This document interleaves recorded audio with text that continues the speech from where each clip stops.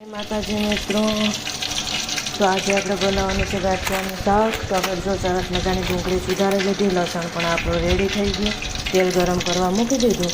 આપણું તેલ મસ્ત ગરમ થઈ ગયું એટલે આપણે એમાં નાખી દીધું લસણ, થોડુંક જીરું,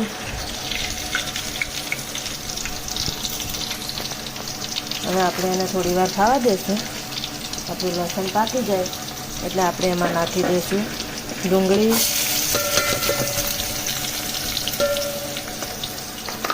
ડુંગળીને આપણે સારી રીતે તેલમાં મસ્ત પકવી લેશું.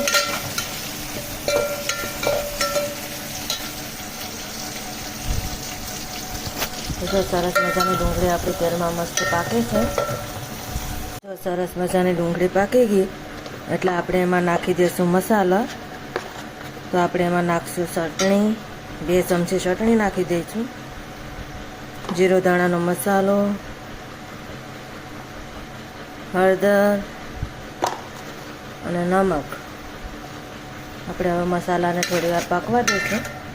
સરસ આપણો મસાલો પાકી જાય એટલે આપણે એમાં નાખી દઈશું પાણી.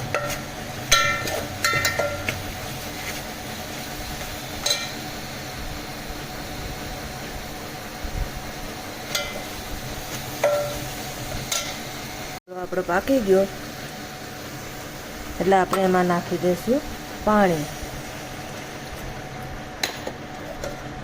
હવે આપણે એક ઉકાળો આવે ત્યાં સુધી રાહ જોઈશું, પછી આપણે એમાં નાખી દઈશું ગાંઠિયા.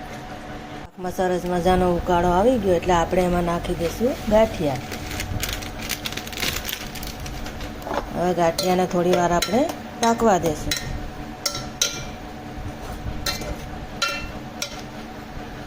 આપણા ગાંઠિયા પાકે તે આપણી રોટલી પણ તૈયાર થઈ ગઈ. શાક થાય એટલે આપણે રોટલી શેકી નાખીએ. શાક મસ્ત રેડી થઈ ગયું એટલે આપણે મૂકી દીધી તવીને ગરમ થવા. તવી ગરમ થઈ જાય એટલે આપણે શેકી નાખીએ રોટલી. ગરમ થઈ ગઈ એટલે આપણે એમાં શેકી નાખી રોટલી. સરસ મજાની રોટલી શેકાઈ ગઈ આપણી.